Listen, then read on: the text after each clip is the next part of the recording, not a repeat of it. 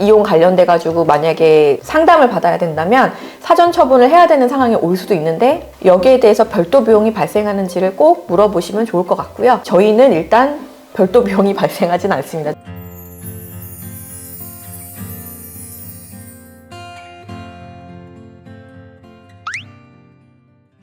안녕하세요. 법률사무소 봄의 대표 변호사 정윤주, 법률사무소 봄 대표 변호사 이완수입니다.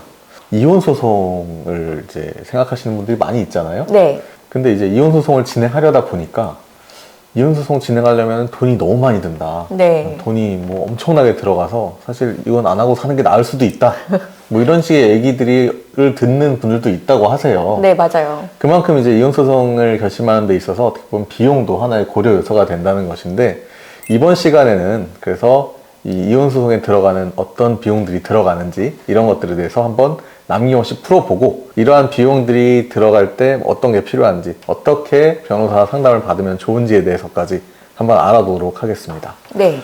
먼저 이제 이혼 소송을 처음에 이제 시작을 하려고 하면 초기에 들어가는 비용은 어떤 게 있을 수 있을까요? 저희가 이제 오늘 굉장히 솔직하게 다 말씀을 드려볼 건데요. 일단 제일 먼저 생각하시는 게 변호사 선임료입니다. 제가 좀 구체적으로 말씀을 드릴게요. 저희는 조정 이혼을 많이 합니다. 왜냐하면 이혼 소송으로 들어가기 전에 일단은 조정 이혼을 한번 해서 상대방이랑 좀 이렇게 합의로 빨리 끝내는 방법을 저는 좀 선호하는 편이고, 개인적으로는 이혼을 한다고 마음을 먹으면은 좀 최대한 신속하게 다툼 없이 빠르게 정리하는 게 제일 좋다고 생각을 해요. 그거를 뭐 몇 년에 걸쳐서 서로 막 비난을 하고 뭐 이렇게 하는 거는 별로 좋지 않다고 생각합니다. 물론 그렇게 해야만 하는 그런 사례들도 있습니다. 재산 분할이 걸려 있다든지 이러면.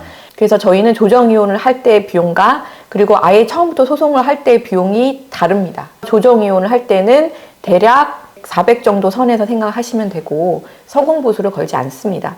하지만 만약에 이혼 소송으로 들어간다라고 하면은 대략 700에서 성공 보수를 붙이는 경우가 있습니다. 왜 이렇게 차이가 나냐면, 조정 이혼을 하게 되면은 보통 우리가 조정 신청서라는 걸 넣고 2, 3개월 정도 내에 끝내요. 그리고 만약에 조정을 한 번 더 속행을 하더라도 사실 뭐 한 번, 두 번 정도 더 하는 거니까 전체 기간 한 4, 5개월 정도에 끝나는 거고, 뭐 재산분할 조회라든지 사실조회라든지 이런 걸 하진 않습니다.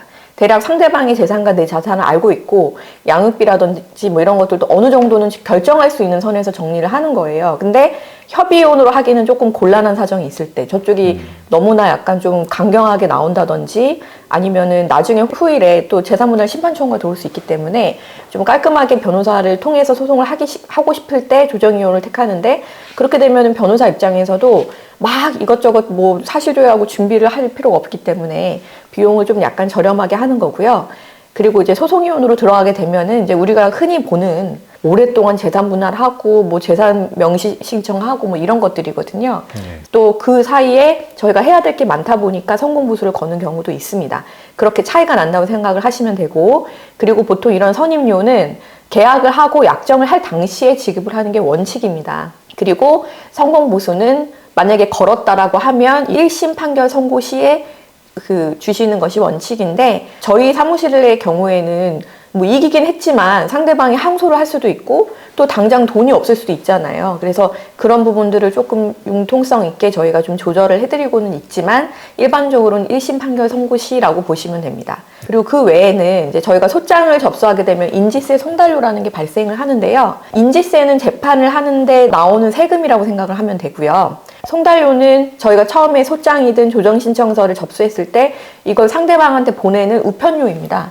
송달료는 어차피 얼마 안 나와요. 그 우편 비용이기 때문에. 문제는 인지세인데, 인지세는 내가 재산분할 청구를 얼마나 하는지 그 속가에 따라서, 그 금액에 따라서 달라지게 됩니다. 그래서 저희가 만약에 뭐 10억 이상을 청구를 한다. 그럼 인지세가 좀 많이 나올 수가 있다.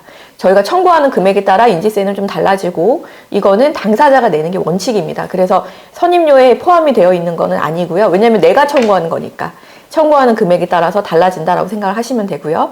또 고려를 해야 될 게, 만약에 내가 재산 분할을 해야 되는데 지금 같이 살고 있는 아파트나 부동산이 배우자 명의로 되어 있을 때는 배우자가 소송이 길어짐에 따라서 이 아파트를 팔 수도 있잖아요. 그래서 미리 가압류를 하거나 가처분을 해야 되는 경우가 있습니다. 근데 이거는 모든 경우에 해당되는 게 아니라 이미 우리가 공동명의라든지 아니면 각자 재산을 각자 관리하고 있는 상황이라든지 이럴 때는 가압류 가처분이 필요가 없고요. 내 모든 재산이 대부분 상대방에게 있을 때 그때는 가압류나 가처분을 미리 하고 그 다음에 소송을 하는 게 필요한데 안 그러면은 재산을 빼돌릴 수가 있기 때문에 그렇죠. 이럴 때는 가압류 가처분에 별도 비용이 들어가고요. 저희 사무실의 경우에는 일반적으로는 같이 소송을 진행할 때는 한 100만 원 정도 소송을 진행하지 않고 그냥 가압류만 하고 싶다 일단은 그러면 한 200 정도로 진행을 해드리고 있습니다. 근데 소송을 진행하다 보면 또 이제 비용이 발생할 수가 있잖아요. 네. 그런 비용들은 어떤 게 있을까요? 일단은 이제 사전처분이라고 있습니다. 사전처분이란 건 뭐냐면 이혼 소송을 진행하게 되면 기본적으로 1년이 걸릴지 2년이 걸릴지 몰라요. 항소도 할 수도 있잖아요. 뭐 심한 경우에 3년 이상 걸리는 경우도 있는데 네. 그런 경우에 아이가 있을 때 아이를 엄마가 만약에 양육하고 있다라고 하면 이혼 소송 중에는 사실 양육비라는 게 발생하지 않잖아요. 양육비라는 거는 이혼이 된 이후에 발생하는 거기 때문에 1년, 2년, 3년 동안 그럼 양육비를 받지 말라는 거냐. 남편이 지금 생활비도 안 주는데 뭐 이런 식의 상황이라고 하면 저희가 사전처분 신청을 해서 이 이혼 소송이 끝날 때까지 매달 얼마씩 양육비를 받게끔 해달라. 그리고 아이를 못 보고 있는 아빠의 입장에서도 면접교섭을 하고 싶단 말이에요. 그것도 사전처분으로 신청을 할 수가 있습니다. 이런 사전처분을 하는 거는 모든 경우에 하는 게 아니라 일단 조정에서는 안 하고요. 소송을 들어갔을 때 하는 건데 이때 이 사전처분 비용을 따로 받는 사무실이 있습니다. 그래서 그걸 알아두시는 게 좋고 이혼 관련돼 가지고 만약에 상담을 받아야 된다면 사전 처분을 해야 되는 상황이 올 수도 있는데 여기에 대해서 별도 비용이 발생하는지를 꼭 물어보시면 좋을 것 같고요. 저희는 일단 별도 비용이 발생하진 않습니다. 제가 해드려요. 상황에 따라서. 그리고 얼마 되진 않지만 저희가 계좌 조회 같은 걸 할 수가 있어요. 재산 명시를 할 때는 상대방의 계좌를 조회를 해야 되거나 할 때가 있는데 이럴 때 이제 거기에 따른 사실조회 비용이 들어갑니다. 이거는 한 뭐 몇천 원 정도 하나요? 예. 얼마 발생하진 않습니다. 이것도 이제 당사자가 내게 되고요. 그리고 추가적인 이제 뭐 인지세라든지 송달료가 나올 수가 있습니다. 어떨 때는 재산 분할의 어떤 금액을 저희가 조회를 하다 보니까 이 사람의 숨은 재산이 갑자기 나타난 거예요. 그러면은 재산 분할 금액을 늘릴 수가 있잖아요. 그러면 그에 맞춰서 또 인지세를 더 납부해라. 그리고 상대방한테 우편을 보냈는데 상대방이 뭐 계속해서 뭐 받지를 않아요. 그러면은 우편료가 계속 발생하잖아요. 그럼 추가적인 인지세 송달료라는 게 발생할 수 있고 사실 이런 것들은 얼마 되지 않는데 이제 조금 비용이 나가는 건 뭐냐면은 중간에 상대방이 재산을 좀 알게 돼서 이걸 중간에 묶는 경우가 있어요. 알고 보니까 뭐 숨겨지는 뭐 오피스텔을 뭐 분양받았다든지 이러면은 그때 이제 가처분을 이제 저희가 하면 또 비용이 발생을 하게 되고요. 그리고 감정비용이라는 게 있습니다. 이제 감정비용이라는 게 뭐냐면 저희가 예전에 했던 사례 중에서 음식점을 같이 운영을 했던 부부가 있었어요. 그 음식점이 한정식집이었는데 굉장히 잘 되는 거예요.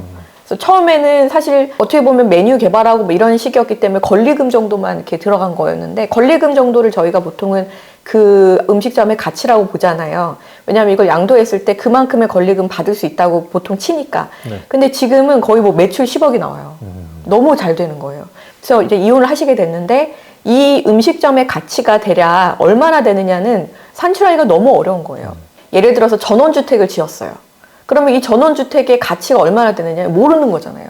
공시지가를 가지고서 판단할 수도 없고 그리고 뭐 시골에 땅이 있어요. 이 땅도 만약에 팔면 얼마냐 이거 모르는 거예요. 그러니까 아파트 같은 건 시세가 있고 또 차도 중고차 시세가 있기 때문에 그런 거는 감정을 하지 않지만 감정을 해야만 하는 되게 어중간한 어떤 그런 재산을 갖추고 있다고 하면 이거는 무조건 감정을 거쳐야 되는데 이때는 이제 법원에 감정 신청이란 거를 해서 법원에 이렇게 등록한 어떤 감정 평가사나 이런 분들이 객관적인 어떤 자기들의 데이터로 이거는 대략 뭐 10억입니다. 뭐 대략 5억입니다. 이렇게 감정을 하게 되는데 이 감정 비용이 생각보다 많이 발생을 합니다. 그게 한 뭐 몇백만 원 정도 나올 수도 있어요. 그래서 이 부분을 조금 염두를 해야 될 것 같아요. 내가 재산 분할을 해야 되는데 좀 애매한 어떤 부동산을 갖고 있다라고 하면은 감정을 신청을 해야 되고 그럼 감정 신청하는 쪽에서 이 비용을 지불하는 것이 원칙이다 이렇게 생각을 하시면 될 것 같습니다. 이렇게 비용을 정말 솔직하게 다 털었는데 그럼 이러한 이제 상황에서 변호사 상담을 받으려고 한다면 어떤 식으로 받는 게 가장 나을까요? 일단은 이제 선임료나 착수금에 대해서 물어보시는 게 좋고요. 그리고 만약에 조정이혼을 내가 할 수 있는 가능한 사안이라면 조정이혼을 할 때는 비용이 조금 저렴한지 그거를 좀 물어보시는 게 좋고 만약에 소송이혼을 하게 되면은 성공보수금이 얼마인지 그리고 이 성공보수금에 대해서 언제 지급해야 되는지, 그리고 소송 안에서 뭐 제가 방금 말씀드린 뭐 이렇게 사전 처분 같은 거에 대한 별도 비용이 있는지. 하지만 거의 공통된 건 뭐냐면 가압류 가처분이나 감정비용, 인지송달료 이런 거는 변호사들이 부담하지는 않아요. 그래서 이거는 어느 사무실이나 거의 맞기 때문에 이제 사전 처분이나 성공보수나 뭐 이런 부분들에 대해서 좀 구체적으로 질문을 하시는 게 아무래도 좀 합리적인 선택이 되지 않을까 생각이 듭니다. 예. 이번 시간은 이렇게 이혼 소송에 관해서 처음부터 들어가는 비용, 네. 그리고 중간에 들어갈 수 있는 비용, 그리고 그런 비용들에 관해서 어떻게 이제 변호사들과 상담을 할 수 있는지에 관한 노하우까지 솔직하게 말씀드리는 시간을 가져봤습니다. 저희 영상이 도움이 되셨다면 좋아요, 구독 부탁드려요. 감사합니다.